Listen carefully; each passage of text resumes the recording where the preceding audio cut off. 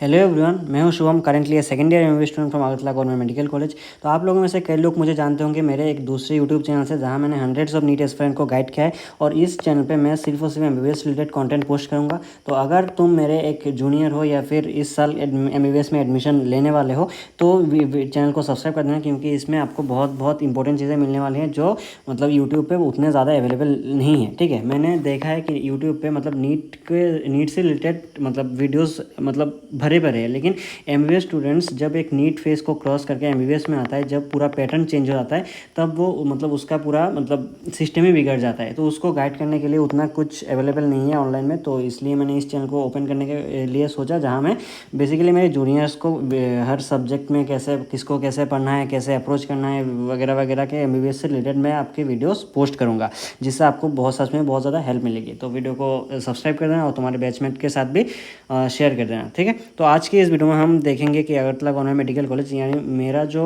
College है उसके हर एक डिटेल्स के बारे में हम देखेंगे। इसका सीट मैट्रिक्स क्या होने वाला है, उसमें क्या क्या डॉक्यूमेंट्स है जो सबसे ज़्यादा इम्पोर्टेंट है, मतलब उसके रिलेटेड उतना ज़्यादा इन्फॉर्मेशन अवेलेबल नहीं है ऑनलाइन में, जिसके लिए बहुत सारे स्टूडेंट्स को लास्ट मोमेंट पे बहुत ज़्यादा दिक्कत होती है, जो मैंने भी फेस किया था। तो दिक्कत ना हो इसके लिए मैंने इस वीडियो को बनाने के लिए सोचा। एडमिशन का प्रोसेस क्या होता है कि मतलब किस प्रोसेस के बाद आपको क्या फॉलो करना चाहिए, फीस स्ट्रक्चर क्या है इसको हम देखेंगे, और स्कॉलरशिप मिलता है कि नहीं मिलता है, इंटर्नशिप में सैलरी कितना है, या फिर दूसरा कोई डिटेल्स के बारे में हम बात करेंगे। तो वीडियो को एंड तक देखना, आपको बहुत ज़्यादा हेल्प मिलेगी। ठीक है, तो सबसे पहले तो हम सीट मैट्रिक्स देख लेते हैं। टोटल अभी 150 सीट्स है, मतलब पिछले साल से ये इंक्रीज़ हुआ है, उसके पहले 125 सीट्स था। तो 150 सीट में हम अगर स्टेट कोटा की बात करें तो 117 सीट्स आपके एलोटेड है स्टेट कोटा के लिए। ठीक है, बाकी नॉर्थ ईस्ट में 10 सीट्स एलोटेड है और ऑल इंडिया कोटा से आपका 23 सीट्स एलोटेड है। ठीक है, तो स्टेट कोटा के अंदर आपका जो रिजर्वेशन आपको देखने को मिलता है, अनरिजर्व कैटेगरी के अंदर टोटल 45 सीट्स है और 4 एक्स सर्विसमैन के लिए अलाउड है। और इसके अंदर शायद एक पीडब्ल्यूडी के लिए भी आपका एक या फिर 2 पीडब्ल्यूडी के लिए भी वैलिड है। अगर पीडब्ल्यूडी कैंडिडेट नहीं रहता तो इसको लास्ट में आपका जनरल कैंडिडेट को दे दिया जाता है। ठीक है, ये आपको ध्यान रखना है। नेक्स्ट ईडब्ल्यूएस कैंडिडेट आपका 12 सीट्स है, एसटी के लिए 35 including 1 for ex serviceman quota, और एससी के आपके हैं 20 सीट्स। ठीक है, और AIQ से आ रहे हो तो आप मतलब 600 प्लस। ईडब्ल्यूएस के लिए शायद 2 सीट्स है शायद, मुझे जितना मालूम है। ठीक है, तो आपका मेन जो पार्ट आता है वो है आपका डॉक्यूमेंट्स और फीस स्ट्रक्चर हम थोड़ी देर बाद में देखेंगे। डॉक्यूमेंट्स क्या क्या चाहिए ये सबसे ज़्यादा इंपॉर्टेंट है। ठीक है, क्योंकि कुछ डॉक्यूमेंट्स है जो आपको पहले से बना के रखना पड़ता है। तो इसके लिए अगर आपको नहीं पता होगा तो आपको लास्ट मोमेंट पे बहुत ज़्यादा दिक्कत होगी, जैसा मेरे साथ हुआ था। ठीक है, तो सबसे पहले तो आपको एक अलॉटमेंट लेटर चाहिए। अलॉटमेंट लेटर क्या है अभी आपको थोड़ी देर बाद एडमिशन प्रोसेस में पता चलेगा। नीट का आपको स्कोर कार्ड चाहिए, उसका PDF मतलब जो आपको प्रिंट करवाएंगे। नीट का एडमिट कार्ड चाहिए, आपका क्लास 12 का आपका मार्कशीट चाहिए, क्लास 10th के बोर्ड्स का आपका एडमिट कार्ड चाहिए, परमानेंट रेसिडेंस सर्टिफिकेट या फिर डोमेस्टियल सर्टिफिकेट आपको चाहिए होगा। आपका कैटेगरी सर्टिफिकेट, अगर आपका SC ST या फिर OBC के लिए मतलब कैटेगरी है तो EWS है तो उसका आपका सर्टिफिकेट आपका मस्ट होना चाहिए, वरना आपका एडमिशन जो है वो नहीं होगा। ठीक है, आपका 4 कॉपीज़ फ़ोटो चाहिए होगा। अब मतलब पासपोर्ट साइज़ फ़ोटो। ठीक है, अब बहुत सारे स्टूडेंट्स पूछेंगे कि जो फ़ोटो हमने मतलब फॉर्म फिलअप के टाइम दिया था उसको ही लेना, मतलब उसको ही देना है कि नहीं देना है। ठीक है, तो ये मतलब अगर तुम उस फोटो अगर तुम्हारे पास अवेलेबल है तो उसी फोटो को दो, क्योंकि उसमें रिकॉग्निशन में आपका बहुत ज़्यादा आसानी मिलती है। ठीक है, अगर तुम्हारे पास वो फ़ोटो अवेलेबल नहीं है तो तुम दूसरा रिसेंट कोई फ़ोटो भी दे सकते हो। ठीक है, then registration of the acknowledgement sheet, मतलब आप जब एडमिशन होगा तो आपको एक पूरा फॉर्म फिलअप करना होगा, उसको ही हम एक्नॉलेजमेंट शीट बोलते हैं। नेक्स्ट आपको पेमेंट शीट, आपको पेमेंट करके उसका प्रूफ को आपको जेरोक्स करके आपको वो भी सबमिट करना होगा। बर्थ सर्टिफिकेट या फिर एज प्रूफ सर्टिफिकेट आपको चाहिए होगा। School leaving certificate, ration card, Aadhaar card, income certificate, migration certificate और कैरेक्टर सर्टिफिकेट आपको चाहिए होगा। ठीक है, अब ये school leaving certificate, migration certificate अगर आप CBSE से बिलोंग करते हो, ठीक है, मतलब दूसरे किसी बोर्ड्स अदर देन TBSE के अलावा अगर कोई आप दूसरे किसी बोर्ड से हो तो आपको माइग्रेशन सर्टिफिकेट भी चाहिए होगा। तो school leaving certificate, migration certificate और कैरेक्टर सर्टिफिकेट ये आपको स्कूल से मिलेगा अपने प्रिंसिपल से। ठीक है, तो पहले इसको रेडी कर लेना, तो आपको बाद में आसानी होगी। ठीक है, और 2 बॉन्ड चाहिए होगा, एक होता है आपका सर्विस बॉन्ड, एक होता है आपका डिसकंटिन्यूशन बॉन्ड, जिसको लेकर स्टूडेंट्स को बहुत ज़्यादा कन्फ्यूजन रहता है। ठीक है, एक होता है आपका सर्विस बॉन्ड। सर्विस बॉन्ड का मतलब होता है आपको अपने कोर्स खत्म करने के बाद अगर आपको जॉब मिलता है तो 5 साल आपको अपने स्टेट के लिए सर्व करना होगा।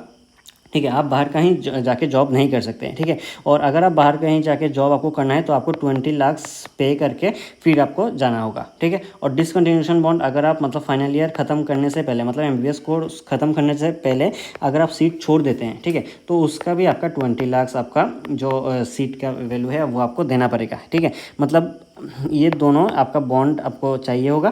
ठीक है, और इसके रिलेटेड अगर आपको दूसरा कोई डिटेल्स चाहिए होगा तो आप मुझे टेलीग्राम पे मैसेज कर सकते हैं, लिंक मैंने डिस्क्रिप्शन पे दे दिया है। ठीक है, तो बॉन्ड्स गया। नेक्स्ट हम एडमिशन प्रोसेस देखते हैं। ठीक है, एडमिशन प्रोसेस आप सबसे पहले तो आपको रजिस्ट्रेशन करोगे। ठीक है, आपको सबसे पहले रजिस्ट्रेशन करना है। DME से आपका नोटिफिकेशन आएगा, डायरेक्टर ऑफ मेडिकल एजुकेशन से आपका नोटिफिकेशन आएगा कि रजिस्ट्रेशन चालू हो गया है, तो आप जाके रजिस्टर करोगे। फिर उसके हिसाब से आपका एक प्रोविजनल मेरिट लिस्ट दिया जाएगा। ठीक है, अगर आपका मार्क्स आई है तो आपका फर्स्ट राउंड में भी आपका नाम आ जाएगा, या फिर सेकंड राउंड में भी आपका आ सकता है अपने मार्क्स के अकॉर्डिंग। ठीक है, प्रोविजनल मेरिट लिस्ट। नेक्स्ट आपका मॉप अप और स्टेट वैकेंसी राउंड। एक बात आपको याद रखना है कि मॉप अप जो मतलब सेकंड राउंड के बाद के जो राउंड होते हैं वो आपका ऑफलाइन होते हैं। ठीक है, अगर आप ऑफलाइन में प्रेजेंट नहीं रहते हो तो आपका सीट आपके कम मार्क वाले को आपको दे दिया जाता है। ठीक है, तो ये आपको ध्यान रखना है, मॉप अप जो है वो आपका ऑफलाइन में होता है। ठीक है, प्रोविजनल मेरिट लिस्ट आने के बाद आपको साथ साथ एक अलॉटमेंट लेटर आपके मतलब मोबाइल के PDF के हिसाब से आपको मिल जाएगा। ठीक है, उसको लेके आपको DME ऑफिस में जाना है। ठीक है, इसका लोकेशन अगर आपको नहीं पता तो मैंने डिस्क्रिप्शन में गूगल मैप का लिंक मैंने दे दिया है।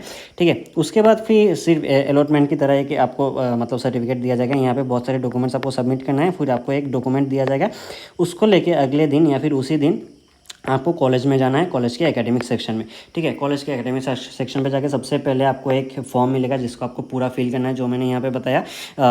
एक्नॉलेजमेंट शीट आपको 3-4 पेज का एक फॉर्म दिया जाता है, उसको फिलअप करना पड़ेगा। फिर आपका फिजिकल वेरिफिकेशन होता है, डॉक्यूमेंट वेरिफिकेशन होता है, और उसके बाद जाके आपका एडमिशन जो है वो हो जाता है। ठीक है, तो एडमिशन के लिए आप सोचो पूरा एक दिन आपको रहना पड़ेगा कॉलेज के अंदर। ठीक है, मैं सुबह 9 बजे के आसपास गया था और घर आते आते पूरा शाम 6-7 बज गया। ठीक है, पूरा दिन बिना खाए कॉलेज में रहना पड़ा था।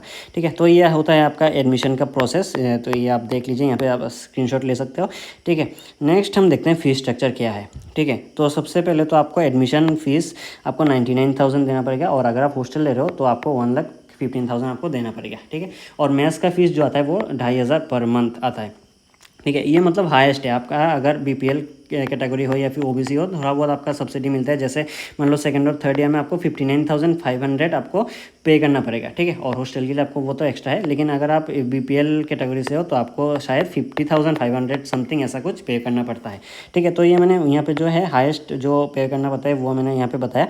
ठीक है, और यहाँ पे 99,000 जो है वो आपको 25,000 उसमें से आपका रिफंडेबल है।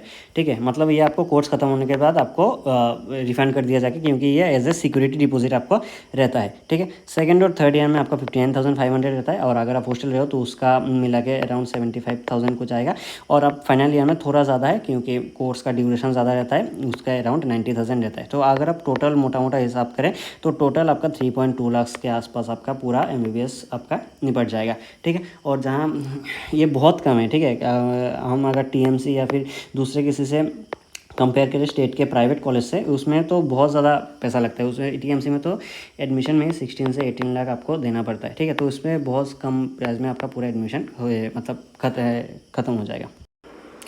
नेक्स्ट हम स्कॉलरशिप की बात करें तो ये मतलब अक्सर मतलब सभी को मिलता है। ठीक है, उसका कोई मतलब कैटेगरी के उतना मतलब प्रॉब्लम नहीं है। मतलब कैटेगरी के हिसाब से आपका बस अमाउंट वेरी करता है। ठीक है, मतलब अगर आप SC या फिर ST हो, वो आपको बहुत ज़्यादा आपका स्कॉलरशिप आपको मिलने वाला है, जो मेरे दोस्तों के मिल रहा है। और अगर आपका मतलब जनरल कैटेगरी से हो, फिर भी अगर आपका मतलब इनकम एक मतलब रेंज से कम है आपका फैमिली इनकम, तो भी आपको स्कॉलरशिप मिल सकता है। जैसे मुझे अब 22,000 पर ईयर करके एक स्कॉलरशिप आपको मुझे मिल रहा है, जो अभी कि मैं एक जनरल कैटेगरी से बिलोंग करता हूँ। ठीक है, और इंटर्नशिप का सैलरी अभी जो है अभी के हिसाब से अभी आपको 20,500 पर मंथ आपको मिलता है। ठीक है, और मैंने जितना सुना वो ये इंक्रीज़ होने वाला है। तो तुम लोग जब इंटर्नशिप में जाओगे तो ये अराउंड मान लो 22,000 या फिर 23,000 के आसपास आपका पहुंच जाएगा। ठीक है, तो ये सारे मैंने डिटेल्स आपको बता दिए थे कि मतलब कैसे एडमिशन करना है, सीट मैट्रिक्स क्या है, डॉक्यूमेंट्स क्या क्या चाहिए, कैसे एडमिशन करना है आपको, कि इसके बाद क्या करना है, फ़ीस स्ट्रक्चर क्या है, सारे मैंने आपको डिटेल्स बता दिया है। इसके अलावा भी अगर कोई आपको डिटेल्स चाहिए तो आप मुझे कॉन्टैक्ट कर सकते हो, या फिर मैंने टेलीग्राम पे लिंक दे दिया है, वहाँ पे जाके DM कर देना। ठीक है, और अगर कोई हेल्प चाहिए तो भी मुझे बता सकते हो। आज के लिए इतना ही, थैंक यू। चैनल को सब्सक्राइब कर देना।